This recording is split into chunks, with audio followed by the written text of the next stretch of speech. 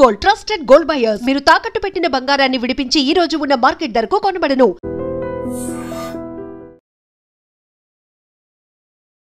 నమస్తే, welcome to I Dream talking point with కవిత.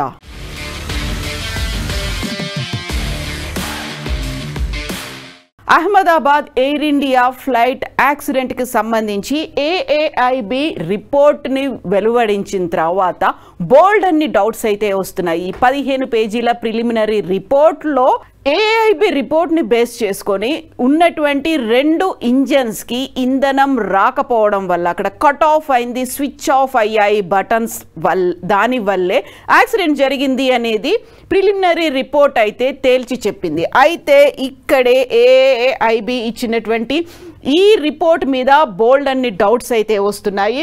ఇక్కడ మనకు కనిపిస్తున్నటువంటి ఈ 2 బటన్స్కి సంబంధించే ఇప్పుడు చర్చ అంతా కొనసాగుతోంది. యాక్చువల్గా ఎందుకు ఆఫ్ చేశావు అని అందులో కాక్పిట్లో ఉన్నటువంటి ఒక పైలట్ ఇంకొక పైలట్ని అడిగితే నేను ఆఫ్ చేయలేదు అని చెప్పడం, అది మాత్రమే రికార్డ్ అయింది అనేది.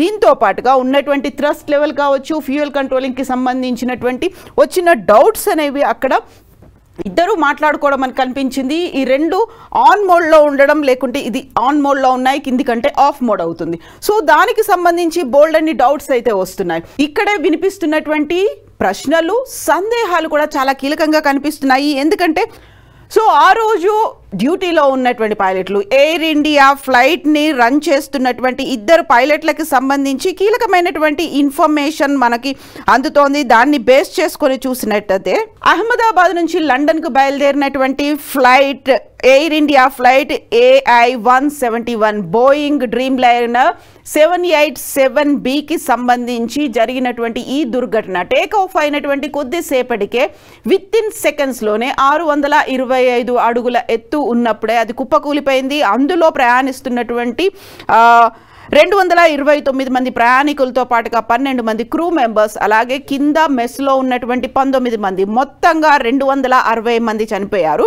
ఇక్కడ పైలట్లకి సంబంధించి యాక్చువల్గా ఎవరెవరు ఏ డ్యూటీ చేస్తున్నారు, ఆపరేషన్స్ అన్ని కో పైలట్ చేస్తుంటే కమాండ్ ఇన్ కంట్రోల్ పైలట్ చేస్తున్నారు. ఈ ఇద్దరిలోనూ కూడా ఆ ఇద్దరికి సంబంధించి కెప్టెన్ సుమిత్ సబర్వాల్, ఆయన pilot, co pilot Clive Sundar. ఈ ఇద్దరికి కూడా సుమిత్ సబర్వాల్కి 15,638 ఫ్లయింగ్ అవర్స్ ఎక్స్పీరియన్స్ ఉంటే క్లైవ్ సుందర్కి 3,400 గంటల ఫ్లయింగ్ అవర్స్ ఎక్స్పీరియన్స్ ఉంది. ఈ ఇద్దరికి మంచి ఎక్స్పీరియన్స్ ఉంది. ఫ్లయింగ్ అవర్స్తో పాటుగా మంచి నైపుణ్యం అనేది ఉన్నప్పటికీ కూడా ఎందుకని జరిగింది అని వివాదం కొనసాగుతూ ఉన్నప్పుడే ఎయిర్లైన్ పైలట్స్ అసోసియేషన్ ALPA కొన్ని సందేహాలని లేవనెత్తింది. ALPA అనేది భారతదేశంలో ఉన్నటువంటి ఏరోప్లేన్ పైలట్లతో పాటుగా హెలికాప్టర్ పైలట్లు ఆల్మోస్ట్ 800 మంది మెంబర్స్గా ఉన్నటువంటి ALPA ఇంటర్నేషనల్గా ఉన్నటువంటి దాంట్లో సభ్యత్వం కలిగి ఉంది. International federation of airline pilots అసోసియేషన్లో మెంబర్గా ఉంది. అందులో 1,00,000 మందికి పైగా, దాదాపు 100 దేశాల నుంచి 1,00,000 మందికి పైగా పైలట్లు అందులో సభ్యులుగా ఉన్నారు. ఇప్పుడు ALPA లేవనెత్తినటువంటి సందేహాన్ని బట్టి చూస్తే మొత్తంగా AIB ఇచ్చినటువంటి రిపోర్ట్ పైలట్ కో పైలట్ తప్పిదం అన్నట్టుగానే కేవలం వాళ్ళిద్దరూ మాట్లాడుకున్నటువంటి అతి చిన్న సంభాషణ మాత్రమే రికార్డ్ అయింది. ఆ తర్వాత ఏం రికార్డ్ అవ్వలేదు అనే దాంతో పాటుగా అందులో అడ్వకేట్లని, లాయర్లని ఎందుకు ఇన్వాల్వ్ చేయలేదు. AIB రిపోర్ట్ అనేది పారదర్శకంగా లేదు, బయాస్డ్గా ఉంది అనే దాంతో పాటుగా పైలట్లని ఎర్రర్ సైడ్ చూపించేట్టుగా ఉంది అనేటువంటి ఒక వాదన ఉంది. బట్ AIB రిపోర్ట్ ఒక ప్రిలిమినరీ రిపోర్ట్ అని చెప్పినప్పటికీ కూడా కంక్లూజన్స్కి ఎందుకు వస్తున్నారు అనేటువంటి వాదన ALPA చేస్తుంది. ఇదే వాదనని ఇంటర్నేషనల్గా ఉన్నటువంటి ఫెడరేషన్ ఆఫ్ ALPA కూడా అదే మాట చెప్తోంది. ఆల్మోస్ట్ ఇంత ఫ్లయింగ్ అవర్స్ ఎక్స్పీరియన్స్ ఉన్నప్పుడు ఇది ఎందుకు జరిగింది, అక్కడ తప్పిదాన్ని కేవలం వాళ్ళకి అంటగట్టే ప్రయత్నం చేస్తున్నారు. అటు బోయింగ్ డ్రీమ్ లైనర్లతో పాటుగా ఇవన్నీ 1,000 కోట్లు 100 కోట్ల బిజినెస్ ఉన్నటువంటి దాంట్లో PR స్టంట్స్ ఏమైనా జరిగాయా, వీళ్ళిద్దరిని మాత్రమే బ్లేమ్ చేయడం, ఒక బ్లేమ్ గేమ్ స్టార్ట్ అయిందా అనేటువంటి వాదనలు కూడా వినిపిస్తున్నాయి. ఎట్ ద సేమ్ టైం ఇక్కడే వినిపించేటువంటి రెండవ సందేహం, రెండవ ప్రశ్న, ఈ ఎయిర్ ఇండియా ఫ్లైట్కి సంబంధించి ర్యాట్ అనేది ఇన్ ఎక్స్టెండెడ్ పొజిషన్. యాక్చువల్గా వాట్ ఈజ్ ర్యాట్? ఇది సీక్రెట్ వెపన్గా భావిస్తూ ఉంటారు. మోస్ట్ అడ్వాన్స్డ్ జెట్ ఫ్లైట్లలో ఈ ర్యాట్ అనేది ఉంటుంది. ఈ ఎయిర్ ఇండియా ఫ్లైట్కి సంబంధించి చూస్తే తను ఫ్లై చేస్తున్న టైంలో ఏదైనా టెక్నికల్ ఇష్యూ వచ్చింది, ఎమర్జెన్సీ అవసరం ఉంది అనుకున్నప్పుడు ర్యాట్ అనేది ఓపెన్ అవుతుంది. సో ఇక్కడ మనకు చూస్తే ఇక్కడ ర్యాట్ ఓపెన్ అయినటువంటి కండిషన్ కనిపిస్తోంది. అదే మనం క్లోజ్లో చూస్తే ర్యాట్ అనేది ఓపెన్ అయి ఉంది. అలాంటప్పుడు ఎందుకు ప్రమాదం సంభవించింది? ర్యాట్ అంటే ర్యామ్ ఎయిర్ టర్బైన్ అనేది చెప్తూ ఉంటారు. ఇక్కడ మనకు కనిపిస్తున్నటువంటి ఈ విజువల్ని బేస్ చేసుకొని చూసినప్పుడు సో ఇక్కడ చాలా మనకి కింద కనిపిస్తున్నటువంటి చిన్న వింగ్స్తో కనిపిస్తోంది ఇది ర్యాట్ అనేది. దీన్ని సీక్రెట్ వెపన్గా చెప్తూ ఉంటారు. ఒకవేళ ఎమర్జెన్సీ కండిషన్ ఏదైనా వచ్చింది, ఇప్పుడు అహ్మదాబాద్ ఎయిర్ ఇండియా ఫ్లైట్కి సంబంధించి అక్కడ 2 ఇంజన్లు ఫెయిల్ అయిపోయాయి, ఇంకా దాన్ని కంట్రోల్డ్గా ఇయ్యలేకపోతున్నారు అనుకున్నప్పుడు సడన్గా ఇది ఆటోమేటిక్గా దానంతట అదే ఎజెక్ట్ అయ్యి బయటకు వస్తుంది. దాంట్లో ఉన్నటువంటి విండ్ పవర్తో, అక్కడ హైడ్రాలిక్ విండ్ పవర్ అనేది ఉంటుంది.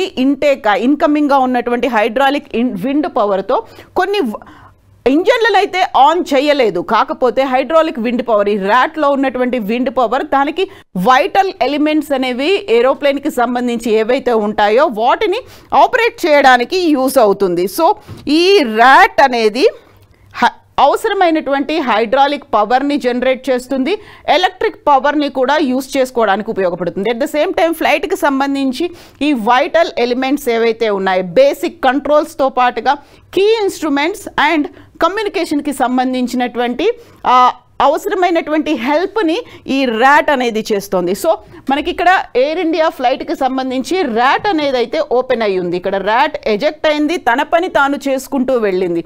అంటే ఏఐబి రిపోర్ట్ కూడా చెప్తున్న దాన్ని బట్టి చూస్తే కరెక్ట్గా 2 ఇంజన్లు ఆఫ్ అయిపోయాయి. విత్ ఇన్ ఏ సెకండ్లో, ఒకే ఒక్క సెకండ్లో ఒక ఇంజన్ మళ్ళీ రీలోడ్ అవ్వడం స్టార్ట్ అయిపోయింది. రెండో ఇంజన్ మాత్రం ఆపరేట్ చేయకుండా అలాగే స్విచ్ ఆఫ్లో ఉండిపోయింది. అంటే చేయాల్సినటువంటి పనిని అక్కడ పైలట్లైనా చేసి ఉంటారు, లేకుంటే అవసరమైనటువంటి సహాయ సహకారాలని ర్యాట్ అయినా ఇచ్చి ఉంటుంది. సో ఇక్కడ హైడ్రాలిక్ పవర్తో ఇవి ఆపరేట్ చేస్తూ ఉంటాయి. సో కావలసినటువంటి వైటల్ బేసిక్ నీడ్ ఏదైతే ఉందో అప్పటికప్పుడు కమ్యూనికేషన్ అనేది కూడా మేడే కాల్ ఇవ్వడానికి కూడా ప్రధానమైనటువంటి కారణం ర్యాట్ పనిచేయడం వల్లే. సో వ్యూవర్స్కి గుర్తుండే ఉంటుంది, పైలట్ల దగ్గర నుంచి ఏటీసీకి 3 సార్లు మేడే మేడే మేడే అనేటువంటి ఒక వాయిస్ అనేది అయితే వినిపించింది. దానికి ప్రధానమైనటువంటి కారణం ర్యాట్ తన పని తాను చేసుకుంటూ వెళ్ళడమే. అయితే ఈ అతి పెద్దదైనటువంటి విమానాన్ని రక్షించే పని మాత్రం అది చేయలేకపోయింది. ప్రాపర్గా అయితే ఇంజన్ స్విచ్ ఆఫ్ అయిపోయిన తర్వాత మాన్యువల్గా దాన్ని మళ్ళీ ఆన్ చేసే ప్రయత్నాలు ఏవో జరిగి ఉంటాయి. దానికి కావలసినటువంటి అతి చిన్నదైనటువంటి ఒక హెల్ప్ని ర్యాట్ కూడా చేసే ప్రయత్నం మొదలుపెట్టింది. అయినప్పటికీ ర్యాట్ ఉన్నప్పటికీ కూడా తన పని తాను చేస్తూ వెళ్ళినప్పటికీ కూడా అంత తక్కువ సమయంలోనే 625 అడుగుల ఎత్తు ఉన్నప్పుడే విమానం ఎలా కూలిపోయింది అనే దాంతో పాటుగా సో ఈ ఉన్నటువంటి ఈ క్వశ్చన్స్ అన్నిటినీ ఏఎల్పిఏ లేవనెత్తుతోంది. సో విమానయాన శాఖ కూడా ఒక కంక్లూషన్కి రావద్దు ఏఐబి ఇచ్చినటువంటి రిపోర్ట్ని బేస్ చేసుకొని అని చెప్పినప్పటికి కూడా మొత్తం అంతా బ్లేమ్ని 2 పైలట్లకే అంటగట్టే ప్రయత్నం ఏమైనా జరుగుతుందా అనే వాదన. సో ఇక్కడే ఇంకొక కీలకమైనటువంటి వాదన కూడా వినిపిస్తోంది. ఫెడరల్ ఏవియేషన్ అడ్మినిస్ట్రేషన్ యుఎస్కి చెందినటువంటి FAA 2018లోనే కొన్ని మార్గదర్శకాలని రిలీజ్ చేసింది. ఇది అతి భారీగా ఉన్నటువంటి జెట్లు కావచ్చు, ఇలాంటి డ్రీమ్ లైనర్లు, బోయింగ్లు, వీటన్నిటిలో కూడా ఈ బటన్స్కి సంబంధించి మనం ఇంతకుముందు మాట్లాడుకున్నట్టుగా ఇంజన్ బటన్స్కి సంబంధించి రెగ్యులర్గా చెక్స్ అనేవి ఉండాలి అనే మాట 2018 నుంచి ప్రతి కంపెనీకి అది పంపిస్తోంది. ఏవియేషన్కి చెందినటువంటి విమానాలను తయారు చేయడంతో పాటుగా విమానయాన రంగంలో ఉపయోగపడుతుంది, ప్రయాణికుల కోసం ఉపయోగపడుతున్నటువంటి ప్రతి ఏరోప్లేన్ కంపెనీకి కూడా FAA 2018 నుంచి పంపిస్తోంది. సో జూన్ 12న యాక్సిడెంట్ జరిగింది అహ్మదాబాద్ ఎయిర్ క్రాఫ్ట్కి. అక్కడ బయలుదేరినటువంటి కొద్ది సెకండ్స్లోనే ఆల్మోస్ట్ 30 సెకండ్లలోనే ఈ ప్రమాదం జరిగింది. కాబట్టి జూన్ 11న కూడా FAA ఇలాంటి కంటిన్యూస్గా చెక్ చేసుకోవాలి అనే ఒక మెసేజ్ని ప్రతి ఏవియేషన్ ఆర్గనైజేషన్కి పంపిస్తూ వస్తోంది. కాబట్టి ఆ మెసేజ్ ఎయిర్ ఇండియాకు కూడా వచ్చింది, రెగ్యులర్గా మీరు బటన్లని చెక్ చేసుకుంటూ ఉండండి అని. సో ఇప్పుడు ఈ ఫ్లైట్కి సంబంధించి 2019లో కూడా అండ్ 2023లో కూడా ఈ బటన్లని రీప్లేస్ కూడా చేశారు. మాన్యువల్గా దాన్ని చెక్ చేసి చూడడంలో భాగంగా బటన్స్ పాతవైపోయాయి అనే ఉద్దేశంతో ఇంజన్స్కి సంబంధించినటువంటి ఈ 2 బటన్లని 2019లో 2023లో కూడా చేంజ్ చేసినప్పటికీ FAA ఇచ్చినటువంటి ఆ కాషన్ని, FAA చెప్పినటువంటి ఒక సజెషన్ని ఎయిర్ ఇండియా పాటించలేదు. ఎందుకంటే అది మ్యాండేటరీ కాదు అనేటువంటి ఒక భావన, మీరు రెగ్యులర్గా చెక్ చేయాలి అనే మాట ఒక చెప్పినప్పటికి కూడా ఎయిర్ ఇండియా దాన్ని ఫాలో అవ్వలేదు. ఒకవేళ అదే కనుక అయ్యి ఉంటే, ఎందుకంటే జూన్ 11నే ఒక మెసేజ్, కంటిన్యూస్గా మెసేజ్లు అనేవి 2018 నుంచి FAA పంపిస్తోంది కాబట్టి 11న కూడా వచ్చాయి కదా. సో 11న కనుక చెక్ చేసి ఉంటే జూన్ 12న ఈ ప్రమాదం జరగకపోయి ఉండేది అనేటువంటి ఇంకొక వాదన కూడా వినిపిస్తోంది. సో అక్కడ అలసత్వం కనిపించిందా, నిర్లక్ష్యం ఉందా, లేకపోతే ఏదైనా ఒత్తిడికి లోన్ అవుతున్నారా? ఎందుకంటే బోయింగ్ అనేది ప్రపంచవ్యాప్తంగా అన్ని దేశాల్లోనూ తన ఎయిర్ క్రాఫ్ట్లని ఉంచింది. At the same time dream liner కంపెనీలు, బోయింగ్లు, ఎయిర్ ఇండియాలు, వీటన్నిటి కూడా టర్నోవర్స్ కూడా చాలా లక్షలు వేల కోట్లల్లోనే ఉంటాయి. కాబట్టి బ్లేమ్ గేమ్ని ఇద్దరు పైలట్ల మీదనే వేసే ఉద్దేశం ఏదైనా కనిపిస్తుందా? ఇవే అనుమానాలు వ్యక్తం అవుతున్నాయి. సో ర్యాట్ కూడా తన వర్క్ తను చేసుకుంటూ వెళ్ళింది. అది ఎందుకు తన పని తను చేసినప్పటికి కూడా అంత కెపాసిటీతో ఇన్ని టన్నుల విమానాన్ని ఆపలేకపోయిందా, లేకుంటే సరైనటువంటి కమ్యూనికేషన్ని ATC తీసుకోలేదా? ఇవన్నీ డౌట్స్తో పాటుగా పైలట్ల కంటగట్టే ప్రయత్నం చేస్తున్నారా, లేకుంటే FAA ఇచ్చినటువంటి మాన్యువల్ ఏదైతే ఉందో, తన గైడ్ లైన్స్ ఏదైతే ఉందో ఫాలో అవ్వలేదా? సో ఇప్పటికైతే AAIB ప్రమాదం జరిగినటువంటి 30 రోజుల్లోనే నివేదికను సమర్పించాలి కాబట్టి వెబ్సైట్లోనే అయితే 15 పేజీల రిపోర్ట్ని ఉంచింది.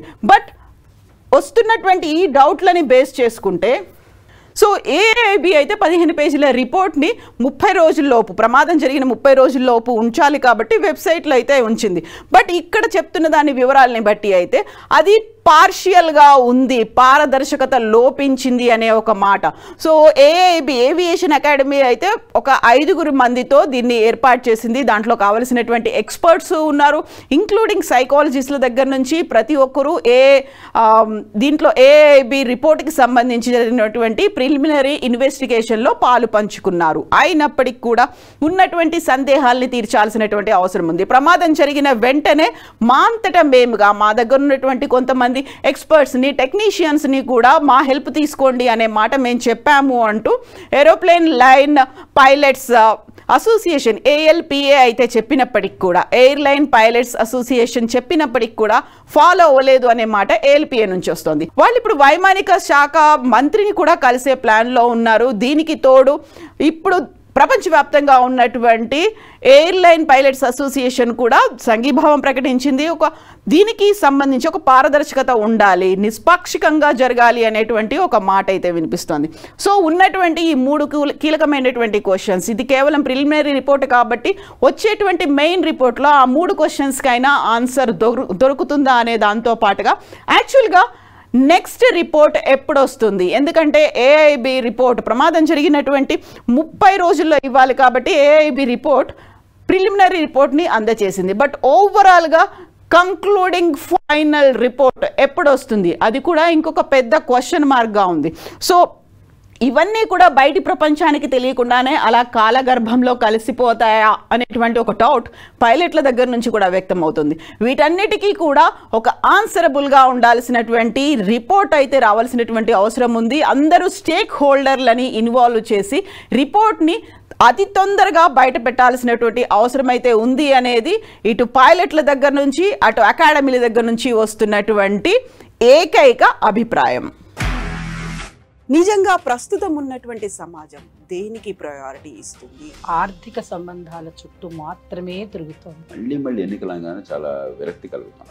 మంచి అనిపిస్తుంది కదా, లేడీస్ కూడా ఛాలెంజింగ్ జాబ్స్ చేసినప్పుడు చాలా బాగుంటది. ట్రాఫిక్ అసిస్టెంట్స్ గా నియమించిన ట్రాన్స్జెండర్స్ అందరితో సాల్యూట్ చేయించుకుంటున్నారు. ఫుడ్ డెలివరీ ఇవ్వటానికి వెళ్ళినటువంటి డెలివరీ బాయ్ అనిల్ పై కళ్ళ ముందు పెళ్ళండి